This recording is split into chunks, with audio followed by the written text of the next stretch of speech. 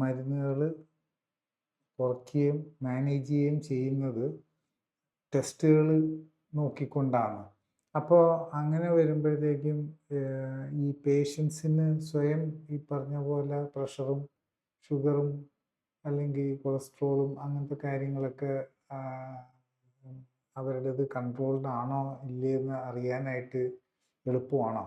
ഇത് നമ്മൾ ഇപ്പോൾ നമ്മൾ ഒരു 90 ഡേയ്സ് നമ്മൾ ഈ ക്ലിനിക്ക് ഈ CCLC ക്യാമ്പ് ട്രീറ്റ്മെൻറ്റ് പ്രോട്ടോക്കോളിൽ എങ്ങനെയാണെന്ന് വെച്ചാൽ 90 ഡേയ്സ് അവർ വീട്ടിലിരിക്കുകയാണെങ്കിലും അവർ നമ്മൾ ടെലിമെഡിസിൻ വഴി മോണിറ്റർ ചെയ്തുകൊണ്ടാണ് ഇരിക്കുന്നത്.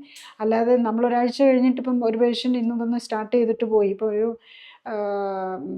സാറ്റർഡേ വന്ന് സ്റ്റാർട്ട് ചെയ്ത് കഴിഞ്ഞ് കഴിഞ്ഞാൽ അവർ നാളെ സൺഡേ വെച്ച് തുടങ്ങുന്നു. അപ്പോൾ അതെല്ലാം അവർ റെക്കോർഡ് ചെയ്യാനുള്ള ഒരു ഫെസിലിറ്റി കൊടുക്കുന്നുണ്ട്.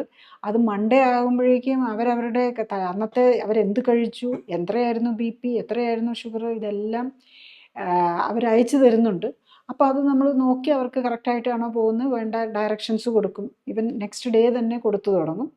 അപ്പം അതുകൊണ്ട് പേഷ്യൻറ്റും അവർ ശരിക്കും പറഞ്ഞു കഴിഞ്ഞാൽ ഇത് ട്രീറ്റ് ചെയ്യുമ്പം മരുന്ന് ഓപ്പറേഷനൊക്കെ ചെയ്യുമ്പോൾ പേഷ്യൻ്റ് അതിനകത്തൊരു പാട്ടുമില്ല, പറഞ്ഞ പോലെ കഴിക്കുക എന്നുള്ളതേ ഉള്ളൂ. പക്ഷേ ഇതിലങ്ങനെയല്ല, പേഷ്യൻറ്റിനെ പഠിപ്പിച്ചു കൊടുക്കുവാണ് എങ്ങനെയാണ് അവർ ഫുഡ് കൊടുക്കുന്നത്. അതിനാണ് അവർ കറക്റ്റായിട്ട് ചെയ്യുമ്പം അവരുടെ ബ്ലഡിൽ എന്ത് വ്യത്യാസം വരുന്നു. നമുക്ക് പ്രഷറും ഷുഗറും നമുക്ക് വീട്ടിലിരുന്ന് നോക്കാം. ആഴ്ചയിൽ നമുക്ക് കൊളസ്ട്രോൾ നമ്മൾ ഇപ്പോൾ ആദ്യത്തെ 3 ആഴ്ച നമ്മൾ വരുന്നുണ്ടാവും. അപ്പോൾ ആ കൊളസ്ട്രോൾ മരുന്ന് നമ്മൾ അങ്ങനെയാണ് അഡ്ജസ്റ്റ് ചെയ്ത് കൊടുക്കുന്നത്. അത് 80 കഴിക്കുന്നുണ്ട്, ആദ്യം 40 ആക്കും, പിന്നെ അടുത്ത ആഴ്ച വരുമ്പോഴേക്കും വീണ്ടും കൊളസ്ട്രോൾ നോക്കി അതപ്പോഴും നോർമലി തന്നെ നിൽക്കുന്നുണ്ടെങ്കിൽ അത് പിന്നെ 20 ആക്കും, 10 ആക്കും, 5 ആക്കി അങ്ങനെ കുറച്ചുകൊണ്ട് വരികയാണ് ചെയ്യുന്നത്.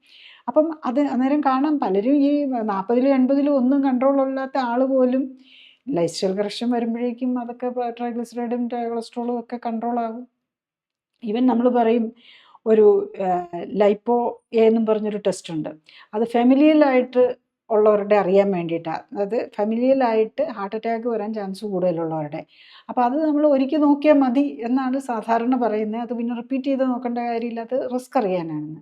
പക്ഷെ നമ്മൾ അതുപോലെ നമ്മൾ റിപ്പീറ്റ് ചെയ്ത് നോക്കാറുണ്ട്. കാരണം എന്താണെന്ന് ചോദിച്ചാൽ അതെന്താണെന്ന് ഇപ്പോൾ കമ്പനിക്കാർ അല്ലെങ്കിൽ ടെസ്റ്റ് ഡെവലപ്പ് ചെയ്തവരാണല്ലോ അത് പറയുന്നത്.